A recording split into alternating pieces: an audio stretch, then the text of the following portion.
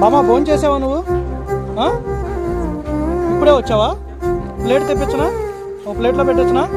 బిర్యానీ గుడ్డు దాంతోపాటు అట్టికాయ ఒకటి ఉంది, ఓ ప్లేట్లో పెట్టేస్తాను. ఓకేనా? తింది కానీ పర్లా పర్లా పర్లా పర్లేదండి, నేను తెప్పిస్తాను.